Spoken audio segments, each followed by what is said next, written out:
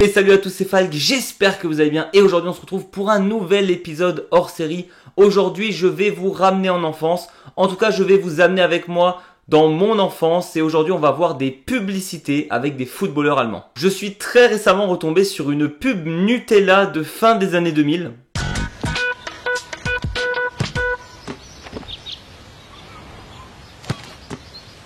Den hältst du niemals! Wetten?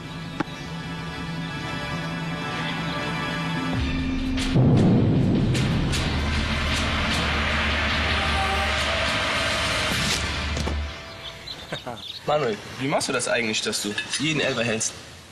Halt mal.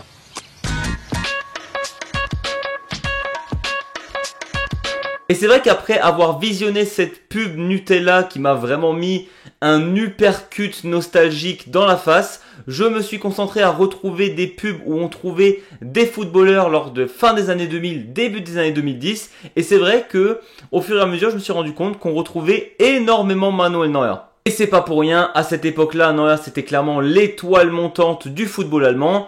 Et pour le coup, ils se sont pas trompés vu que en 2014, c'était littéralement le meilleur joueur au monde. Aujourd'hui, je vais donc vous montrer quelques pubs qui ont marqué mon enfance et on va un peu essayer de voir ça d'un œil un peu plus adulte. C'est vrai que quand on est petit, on voit ses joueurs préférés à la télé, on est trop heureux de les voir dans des pubs.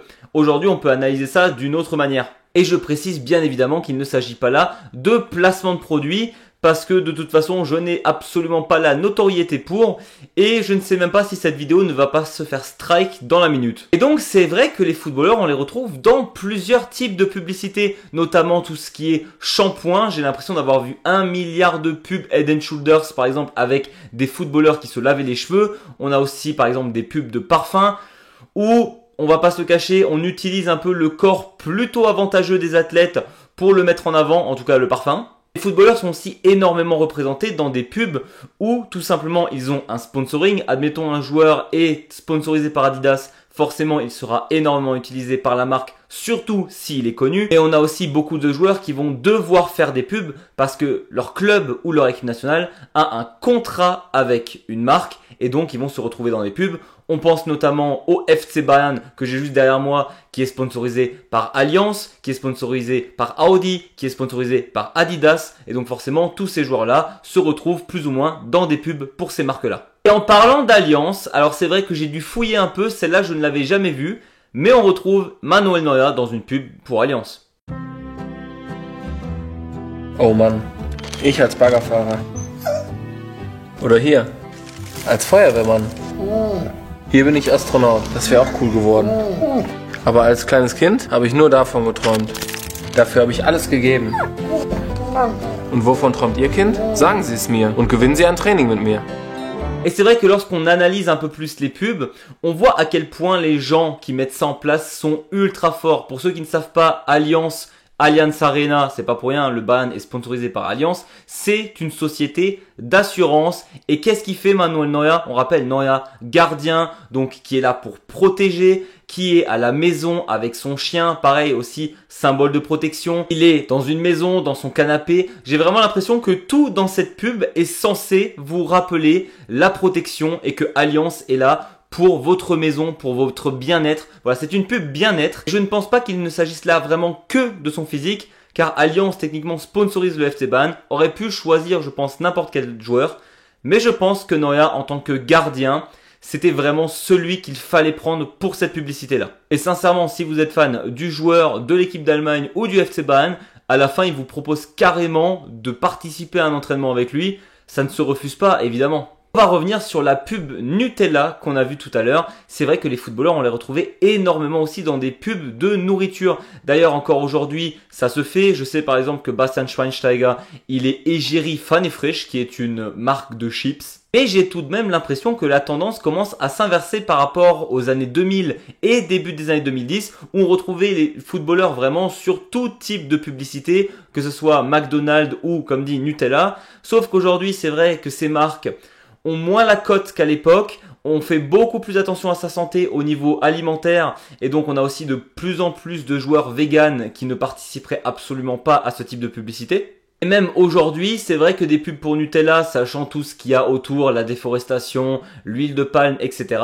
eh ben je pense que ça se ferait beaucoup moins. En tout cas, j'en vois beaucoup moins des pubs avec des joueurs actuellement. Mais on va quand même rester un peu sur le côté comique. Il faut savoir que l'équipe d'Allemagne à l'époque a fait énormément de petits sketchs avec Nutella. Fin des années 2000, début des années 2010, c'était une dinguerie. Et d'ailleurs, je vais vous mettre ma préférée.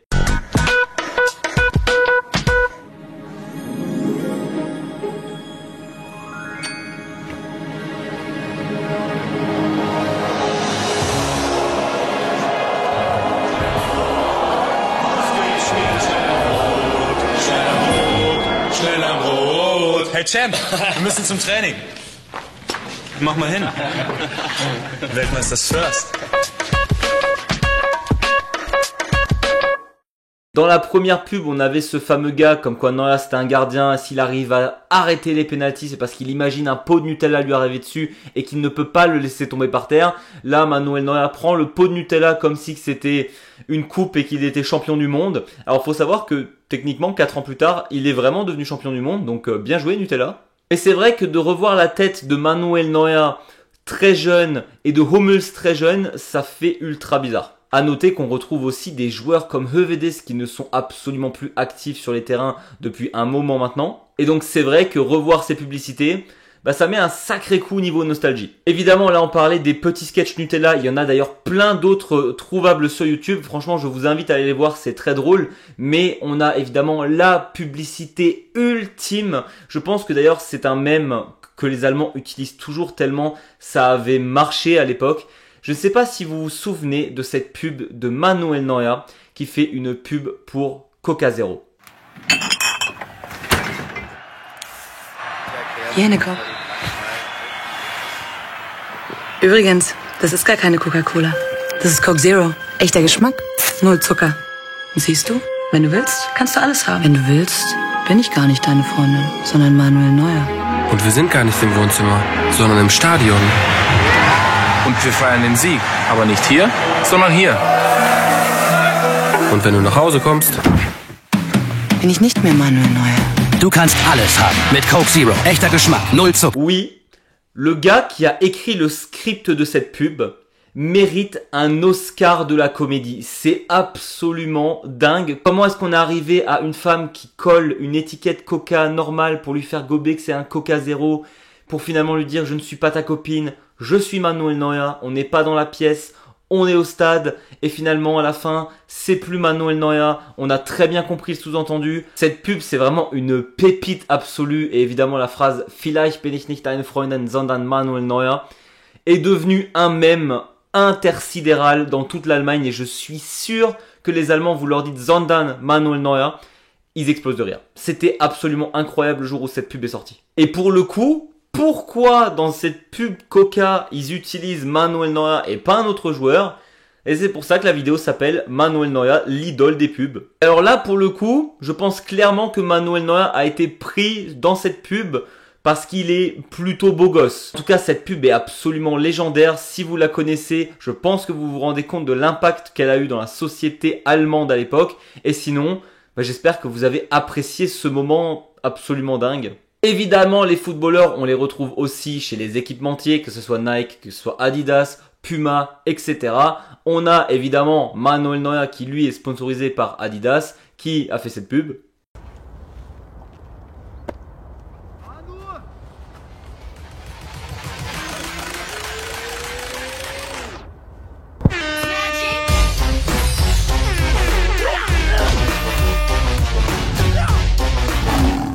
Alors clairement, l'effet MLG, il a très mal vieilli. Et clairement, on voit ce type de publicité. Aujourd'hui, ça fait sourire, ça nous fait rire.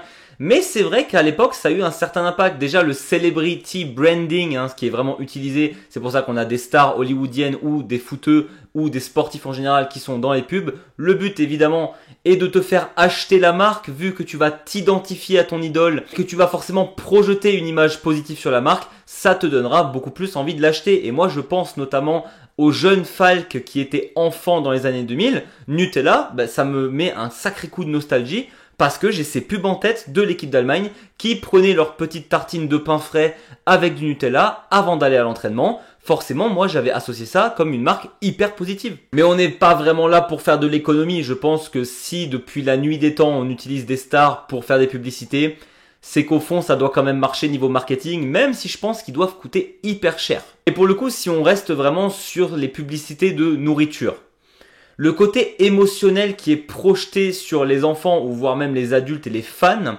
c'est assez puissant. Tout simplement, aujourd'hui à 26 ans, je me souviens encore hyper bien de ces publicités. Elle sur Coca-Cola, elle avait tellement bien marché, elle était tellement absurde que littéralement tout le monde en parlait. Forcément, si vous parlez de la pub, bah vous lui faites de la pub et Coca-Cola Zéro, clairement en Allemagne, il y en avait partout. Et c'est clair qu'en tant qu'enfant, bah on est tout simplement beaucoup plus influençable. Je me demande dans quelques années quelles pubs resteront dans l'esprit des gosses.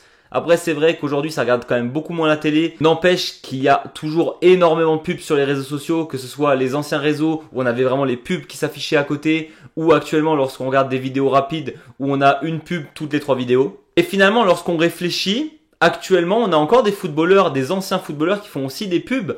Quand on voit Franck Leboeuf, littéralement sur 5 pubs différentes qui veut vous aider à vendre votre voiture, bah clairement, ça va rester en tête tout ça. Parce que désolé, la phrase « Salut, c'est Franck Leboeuf », c'est devenu un mème. Et du coup, ça fait une pub monstre à la marque. Et quand on y pense, un joueur comme Manuel Neuer au centre de ces publicités, c'était hyper malin à l'époque. Un joueur qui était au centre d'énormément de discussions, rien que pour son transfert à Munich qui avait fait un scandale absolu. Un joueur qu'on savait très fort, qui montait en puissance, qui était vraiment l'idole des jeunes. En plus de ça, le rôle de gardien lui donne le côté assurance, protection, le côté super-héros aussi, Manuel Neuer qui jette un ballon et qui arrive directement à le mettre dans le filet des balles. Ça montre qu'il est absolument exceptionnel. On sait que Neuer était très bon à avoir révolutionné son poste et surtout à lancer les balles au milieu de terrain au bras, ce que personne ne faisait avant. On a aussi un Neuer très familial avec ses autres coéquipiers qui vient manger sa petite tartine de Nutella. C'était vraiment le joueur ultime en Allemagne